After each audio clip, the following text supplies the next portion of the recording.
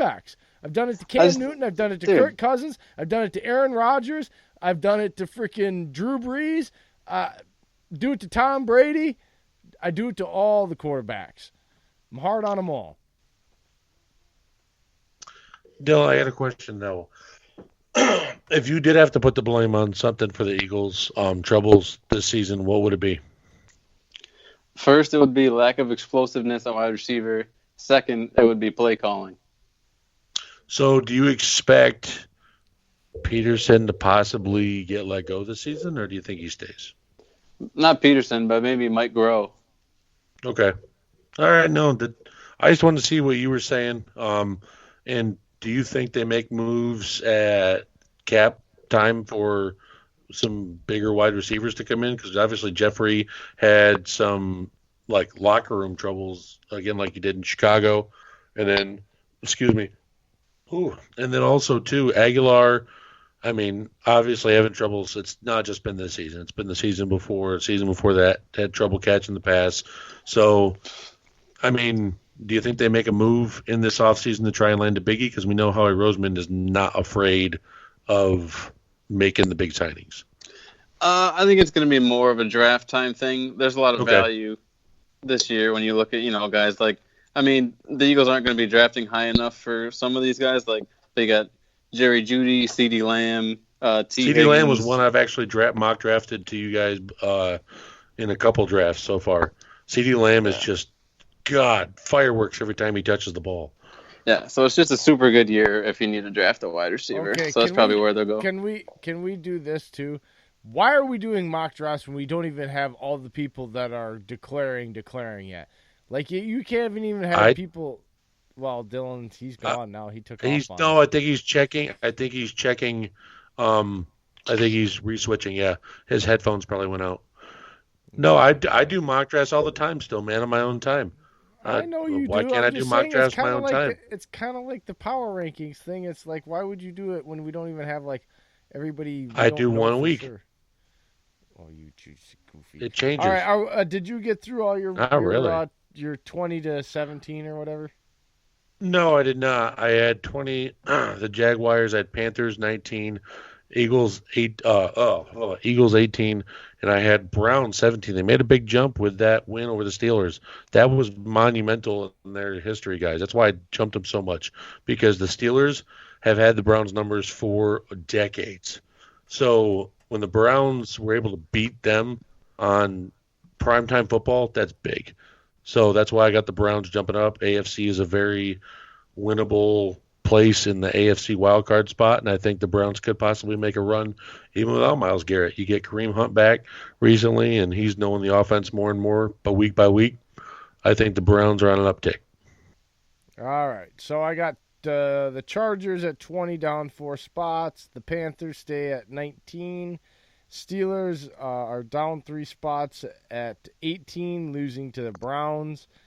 And 17 is the Jaguars, up 1 spot this week.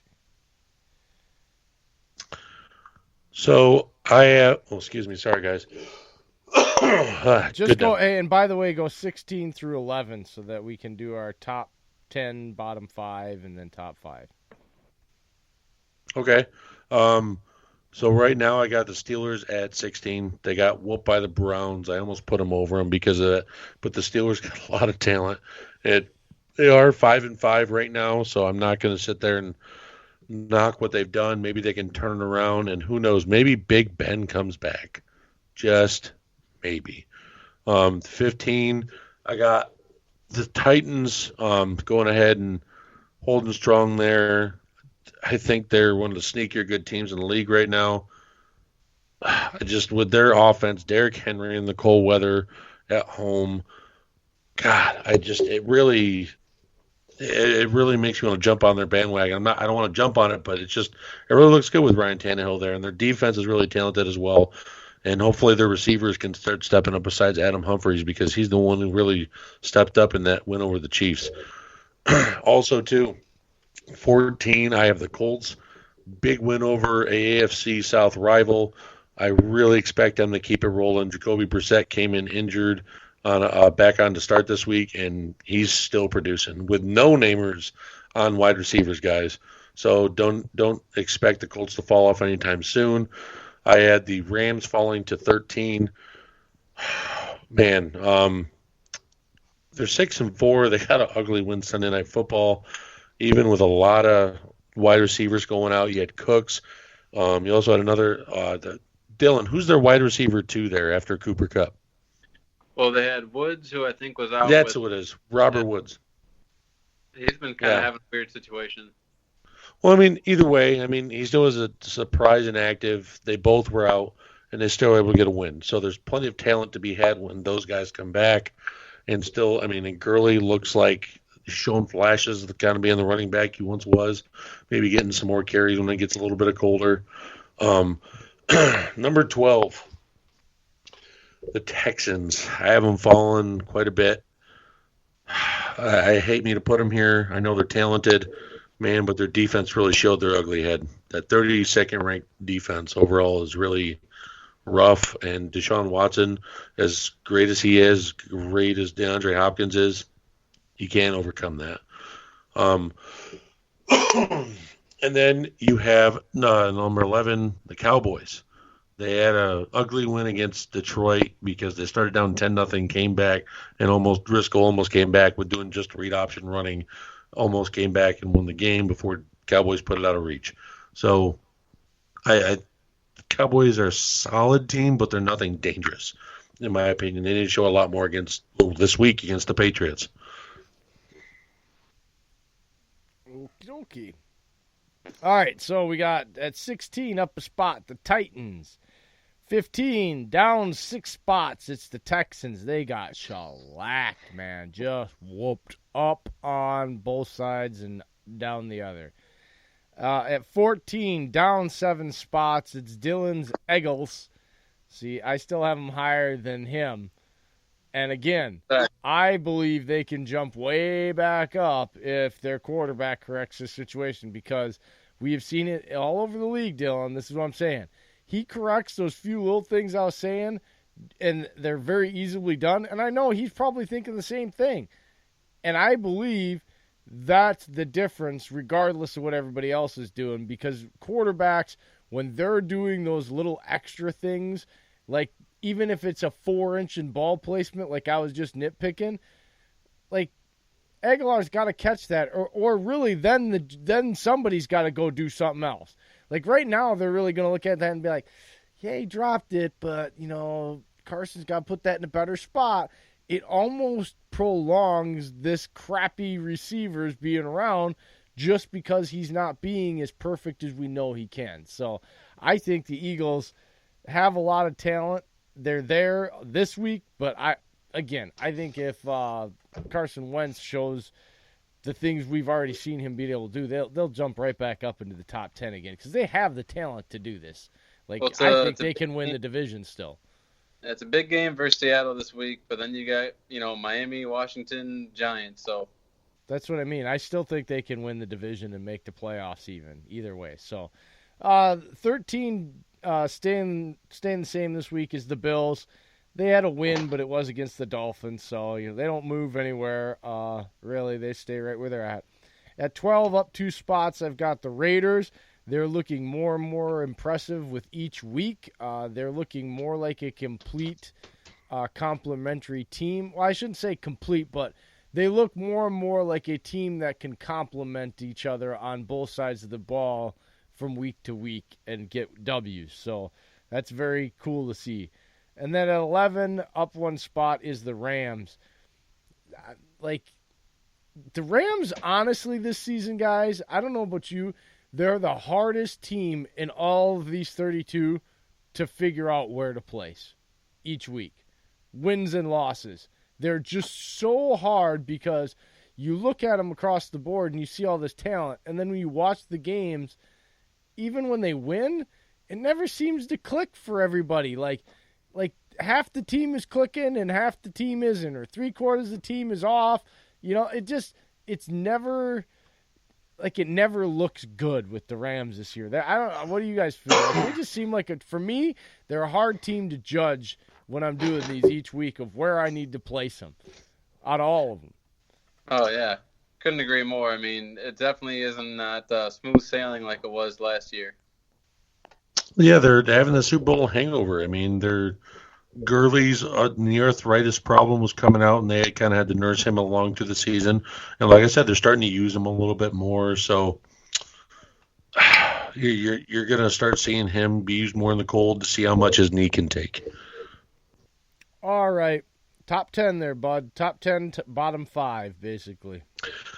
Number 10, I got the Circle the Wagons. I think the Bills, they beat Miami, but they're 7-3. They have good strong hold on that top wild card spot.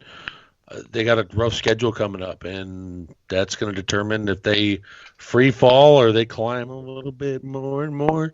Number 9, one of my favorite team rosters I've seen this year, and I was a huge backer when he was first signed.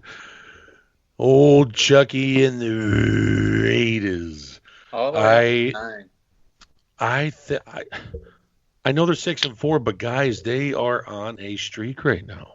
They look really good, and the Raiders with Derek Carr having Josh Jacobs as just that huge lean on, and not having to rely to do it all himself. The offensive line is keeping him safe. I mean, Waller's he is that Travis Kelce for the Raiders. And what a story Waller has been. I mean, I can't get over it. And then you got Tyrell Williams, who freaking can't stop catching passes left and right because he's the only receiver there. And then you have third down in Renfro, who's been showing up more and more each week from his Clemson days.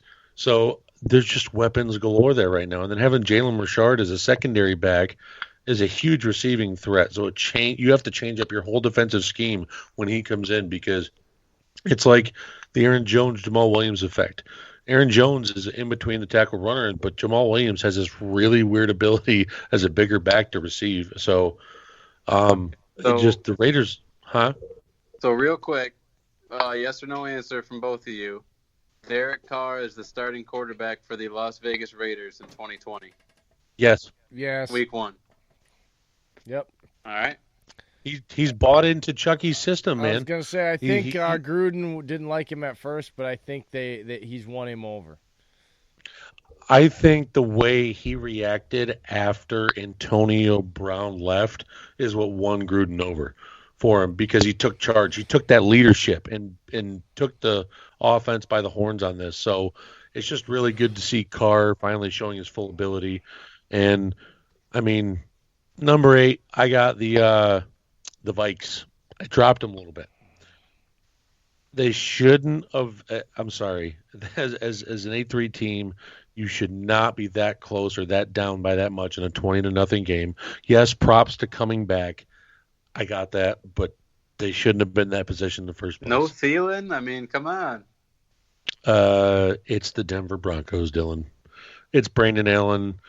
They made him look like Joe Montana in the first half. So that's weird. And that's the thing. Like, I can't get over that. Like, the Vikings, if they do that against the Broncos, if they do that against the Packers and give them a 20-0 lead, they're not gonna. The Packers aren't gonna give that up. They're gonna keep putting on more points. So that's my thing. Is if they're gonna do that against a 3-7 team or a 3-8 team, what makes me think they're not going to do that against the Packers or another division rival down the road? So I have them at 8. Number 7, the Chiefs. I have the Chiefs at 7 because of the fact of it was a really ugly win against the Chargers. Chargers are a rough team right now, and I feel like the Chiefs have been playing below their ability. Like, they're such a talented team, and it's just, we saw the first 3-4 games of the season, and it's like, oh God, there's that damn team that we all remember in the AFC last year, and now it's the Chiefs. Oh man, now we have a chance, guys. They're leaving people in games. It's not sustainable. I heard it was said best that they are basically a basketball team on a football field. And we saw, and I did we not tell people this in the offseason? This Chiefs team is exactly reminiscent of the 2011 Packers team. The only difference is they didn't win a Super Bowl last year.